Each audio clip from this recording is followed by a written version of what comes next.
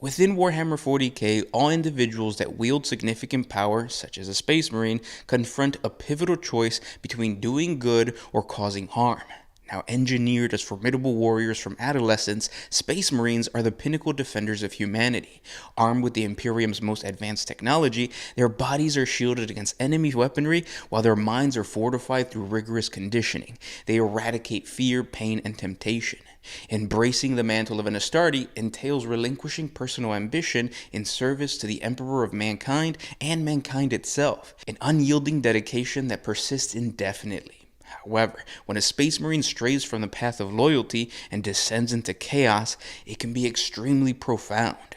Freed from the constraints of discipline and responsibility, they may indulge in unchecked violence and hedonism, their once restrained desires unleashed without remorse throughout the galaxy. Some descend into renegade warfare, while others delve into forbidden knowledge to seek extreme sensations, reveling in the newfound sensations of power and liberation. This allure of chaos, though acknowledged and warned against by the teachings of the chapter and the chaplains, presents a constant temptation to even the most steadfast Space Marines. Resisting this temptation sometimes proves impossible, as they grapple with the conflicting pulls of duty and their desire. Their struggle is enigmatic to the eternal battle between loyalty and corruption within the heart of humanity. That's why there's the tag of "Beware the enemy within." And that's why today we're going to talk about some of the most famous traitors within Imperial history. Starting off with Brother Nyen. Brother Nyen was a young Space Marine librarian of the Valiant Salamanders chapter. He studied under the famed Chief Librarian Velcona, and at first it seemed like this young battle brother would thrive within the chapter. Nyen was unique amongst his fellow neophytes as his psychic powers grew rather quickly, and with this increase in abilities came the temptations of power. He continued to progress in his physical and mental training. However, Nyen was continually caught delving into forbidden knowledge of the warp in order to strengthen his own psychic abilities. Velcona tried the best to correct the young librarian on various occasions, but his thirst for power was clearly leading him down the wrong path. With great sorrow, the chief librarian made the decision to end Nyen's life, fearing that his heretical tendencies would endanger the first founding chapter. Nyen was shackled with a null collar, preventing the librarian from utilizing his psychic powers ever again, and then was left for dead inside the ruins of the world of Lycanor. Infuriated by this betrayal, enacted by the same battle brother that was supposed to be his mentor, Nyen allowed himself to fully accept the powers of chaos, and turned from the light of the Emperor of mankind. He repudiated his oath to both his lineage and his chapter, becoming a servant to the Chaos Gods. Nyen's life wouldn't end on Lycanor. Through the grace of his new Chaos Masters, Nyen escaped the planet and soon joined the demagogue Vaitanu Shorak, the insane former chaplain of the Black Dragon's chapter who had also turned renegade. It is unknown what promise Ushorak made to Nyen or what bargain was struck, but the renegade salamander librarian swore fealty to the former Black Dragon's cause and eagerly followed his new master. Eventually, a strike force composed of the Salamander's Third Company, under the command of Captain Kotan Kadei, caught up to the deranged chaplain and his renegades on the cemetery world of Morabar. While Ushorak delved into the secret crypts beneath the Sepulchre world, the Salamanders and the renegade followers of Ushorak fought savagely through the crematoriums of the ash-blanketed world.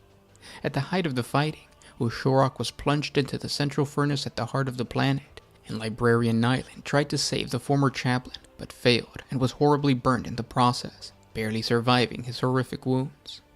From the tattered remnants of Ushorak's followers, the newly christened Chaos Sorcerer Nyen formed the Dragon Warrior Chaos Space Marine Warband. Determined to enact vengeance against the Salamanders and the people of Nocturne, Captain Kadei sealed his fate as the vengeful Nyen proceeded to engineer the heroic Salamander's downfall as revenge for his own horrific wounds. Nyen would forever carry large amounts of scarring on his onyx-colored skin from the incident. To cover it up, he wore power armor the color of split crimson blood, with long curving horns that arced from each shoulder plate. The armor appeared as if adorned with dragon scales, and possessed unholy talismans in the sigil of chaos, dangling from chains blackened from fire. The Dragon Warriors under Nyen's control were composed of mercenaries, renegade space marines, and various Xenos. He also possessed a chaos cruiser called the Hellstalker, that served as his mobile base of operation and the flagship of his motley fleet. The Hellstalker possessed an enormous seismic cannon, and he also had in his possession an ancient Stormbird dropship that he used to descend to the surface of a planet. It was this military force that Nyen used to orchestrate the Chaos Cult uprising of the Cult of Truth on the mining world of Stratos. The revolt was simply a distraction, while the Chaos Sorcerer secretly recovered the artifact known as the Deciphex from the depths of the planet's floating city. The Salamanders responded to Stratos' astropathic distress call, and Nyen was prepared for such a counterattack. In an act of strategic superiority, the Chaos Sorcerer sprung his trap to kill Captain Khotan Kadej, finally getting revenge against the warrior that gave Nyen his scars. After the successful murder of Kadej, Nyen enlisted a warband of iron warriors to mine for a special ore known as Fyron from the world of Scoria. It was during this time that the Chaos Sorcerer entered into a demonic pact with the demon Engelsack in order to enhance his already formidable psychic powers.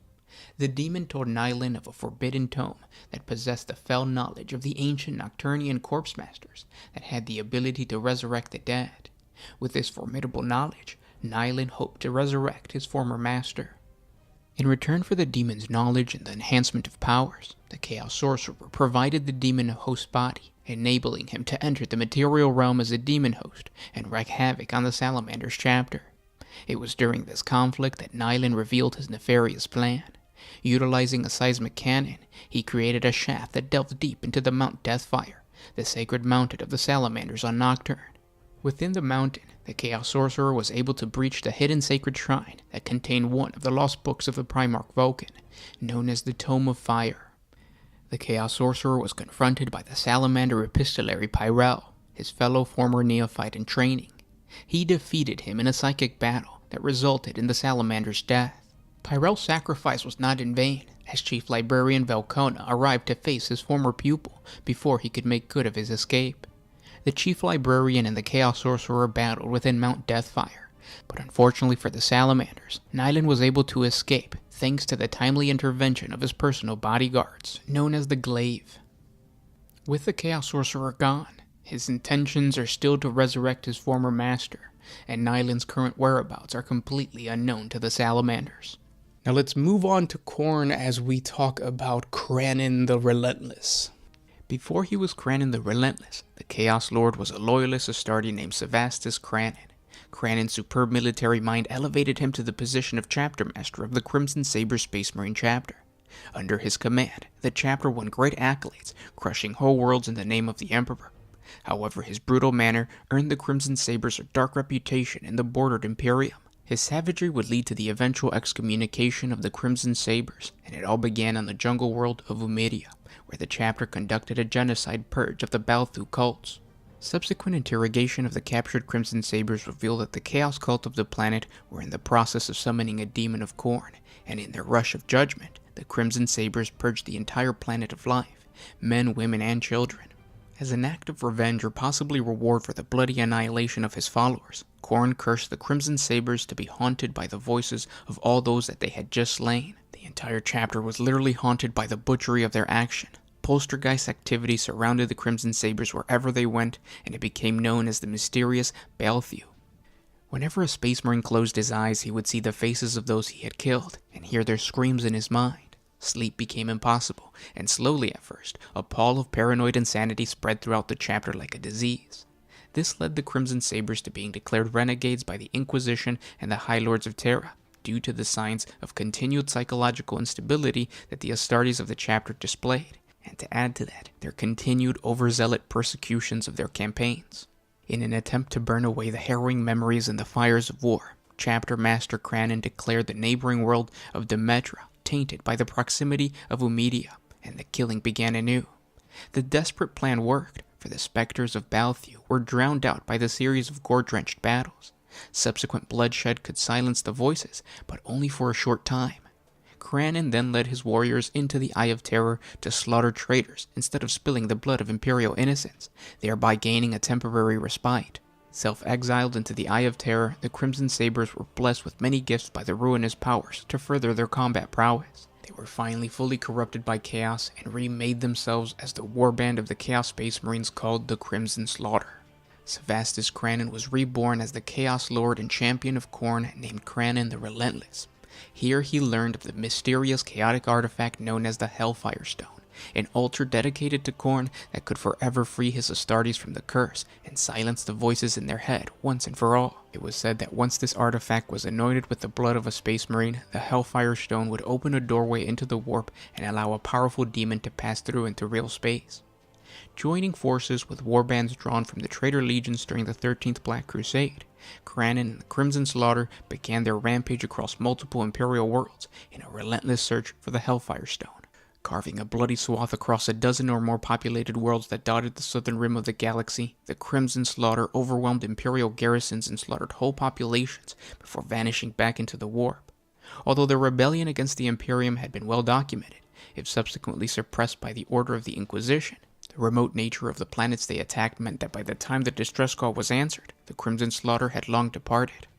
This remained true until the Crimson Slaughter made the mistake of engaging the Dark Angel's 5th Company in a battle upon the world of Stern's remembrance, slaying many battle brothers, including the 5th Company's master.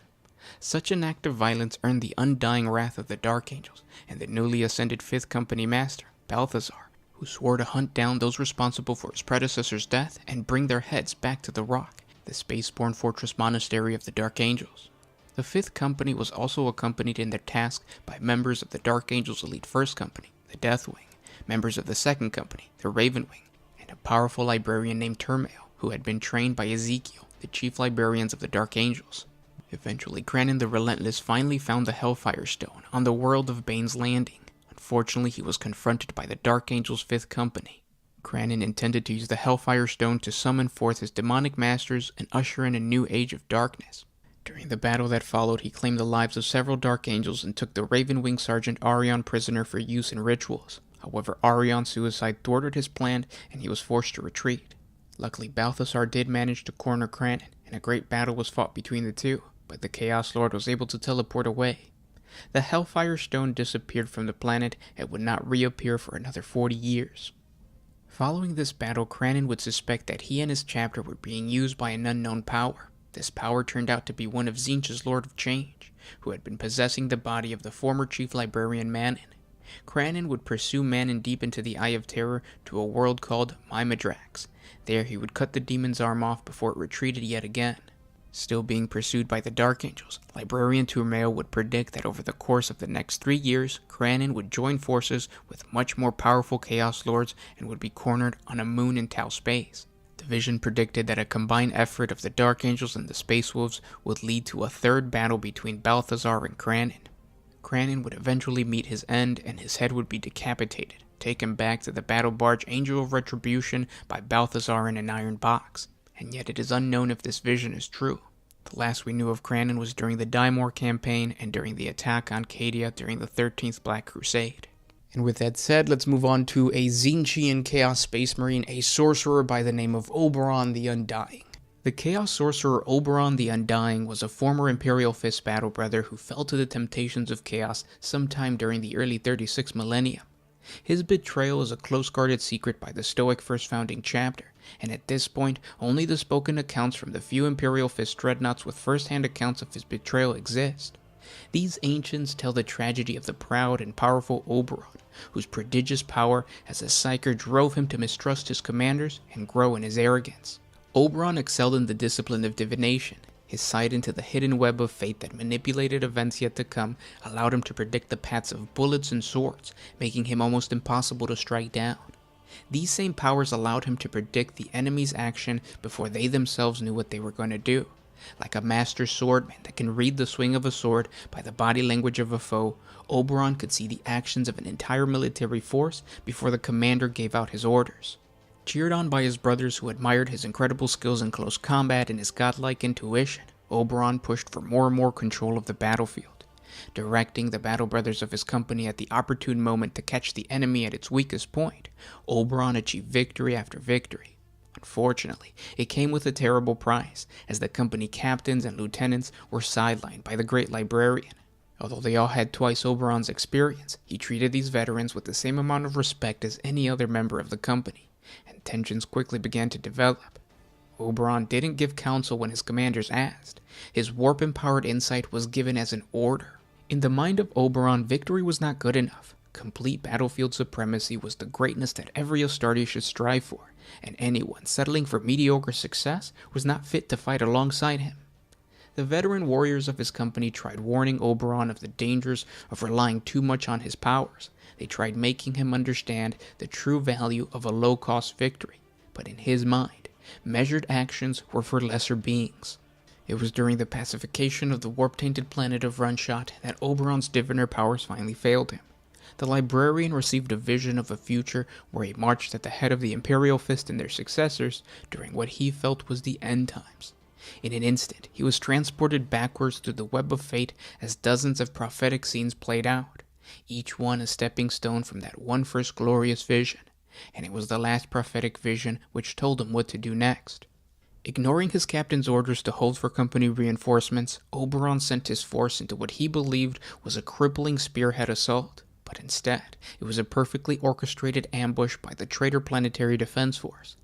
25 Sons of Dorn, along with multiple engines of war, fell to the bombardment of the heretical humans. The shame he brought to the chapter could not go unpunished, but instead of accepting his failure, Oberon blamed the terrible loss on his battle brothers, claiming that it was their hesitation in his direction that caused their death, not his interpretation of fate. Before his punishment could be assigned, however, Oberon received another vision of a similar but not identical future from before. It was destined that he would lead the Sons of Dorn into their final battle, but in order to accomplish this, Oberon had to travel into the Maelstrom of Chaos. Never doubting his own powers, Oberon managed to evade capture and set course for the Eye of Terror. When his ship finally entered the stellar Maelstrom, Oberon stood at the bridge of his vessel staring into the hellish void he was trained to fear. But amidst the chaos, his soul felt calm. Phantom images ghosted in and out of his perception. Demons attempted to coerce him into turning off his Geller field, but Oberon simply waited. And then suddenly, in a flash of pale blue light, the physical manifestation of fate itself appeared to Oberon. Taking the form of crackling blue energy that manifested as a shifting human face, it uttered the truth of the end times and what possible outcome may come from the apocalyptic battle. At that moment, Oberon knew without a doubt what role he must play in the long war. Accepting the bargain laid out before him, the once proud Imperial Fist librarian gave himself over to chaos, and the etheric force entered his body, mutating everything inside. And finally we have the Chaos Space Marine Mahor the Harvester. Before Mahor fell to the service of the Blood God Khorne, he was the captain of the 3rd Company of the Shadowhawks Loyalist Space Marine chapter, and in the 39th millennium, after a 12-year campaign to eradicate the rebellious factions within the population of the hive world of Croak Morn, the 3rd Company of the Shadowhawks were censured for their widespread culling of the population that marked the end of the campaign, but left the world unable to fulfill the production quota owed to the Administratum. Rather than accept the dishonor of exile on a penitent crusade, Captain Mahor led the survivors of the 3rd Company in a series of raids on Imperial fleets and outposts in the Croak system, before vanishing into the lightless void of the Halo Stars. The Halo Stars was the name given to the ancient formation of stars that encircled the outer edge of the Milky Way galaxy. It represented the last stellar cluster to be encountered before one enters the eternal frigid night of the intergalactic void. This region of space has a malignant reputation amongst the Imperial starfarers, and it is believed by many, including quite a few rogue traders and Adeptus Mechanicus explorators, that those foolish enough to venture out into those mysterious reaches never return. And their beliefs have some credibility, as pirates, warp entities, and new species of hostile Xenos often dwell in the frontier's darkness. In this void, Mahor was able to allow his hatred of the Imperium to fester. It was unfathomable how Astarte warriors could allow themselves to be ruled over by the High Lords of Terra, such a weak and pathetic organization that has no true grasp of how much worthier a Space Marine is to rule over the galaxy. While man hides and fears the depths of the Halo Stars, Mahor and his battle brothers thrive, just further proof of the Astarte superiority. Surprisingly, the former Loyalist captain found several renegade warbands already existing in this region of space. They finally introduced Mahor to a being worthy of his following, entity so powerful his wrath has no complacency, Khorne, the god of war. Inspired by the other warband's rebellious nature and driven by his thirst for revenge against the weak Imperium, Mahor convinced these traitors to follow him on a path of retribution against those unfit to rule. There Mahor finally succumbed to the temptations of the blood god Khorne, and he became leader of the Slaughterkin warband. The Imperium wouldn't take notice of Mahor again until the late 41st millennium, when the Adeptus Administratum tide fleets arrived on the 3 worlds of the Hridemal cluster, seeking the tally of lives and produce due to the Emperor as part of the Imperial tithes. They found that each world was a wasteland. The headless corpses of each of the world's inhabitants lay abandoned, not slain in battle, but carefully harvested and their skulls piled in great towering obelisks. While attempting to demolish these foul monuments, the Slaughterkin warband came down on the Imperial forces, who were led by Mahor, and soon the skulls of the Administratum factions and the Astra Militarum regiments assigned to their protection were offered in sacrifice to Khorne atop the rebuilt obelisks. After this devastation, Mahor became known as the Harvester, and he sought to assault the agri-world of Karak in the Ultima Segmentum. He laid the seeds of rebellion by establishing a series of chaos cults. They were the so-called cardinal cults from among the world's population of primitive agricultural workers who spent their lives harvesting the roots of the world's nutrient-rich trees. Their yield was processed into substance to support the Astra Militarum regiments engaged in the Carthage Crusade. The cult spread rapidly throughout the population and unleashed a massive rebellion against the imperial rule. It wasn't long before the world fell to complete anarchy and war. The ensuing conflict with the local planetary defense force and the Astra Militarum regiments was fought beneath the dense canopy of the swamp-like forests, and in the air between the Imperial Navy pilots and the Hell Talons and Hellblades brought to the world by the Slaughterkin's arrival after the rebellion had severely weakened the Imperial defenders. The Imperial cause was further damaged when the corruption of chaos took many of the planetary defense force units as they turned to the worship of the ruinous powers. Once the Harvester took the planetary capital, the victory of the forces of chaos seemed assured. Deliverance only came when the 5th Battle Company of the Star Phantoms chapter of the Adeptus Astartes, under the command of Captain Calfax, arrived in system for resupply, and they launched an immediate and devastating attack upon the rebel stronghold, slaying the Harvester and driving the remaining traitor marines of the Slaughterkin back into the Halo stars. I hope you guys enjoyed this video. More Chaos Space Marine videos in the future. Subscribe to the channel, hit the like button, share with your friends, and we'll talk tomorrow. This was Gersh1 with One Mind Syndicate signing out. Always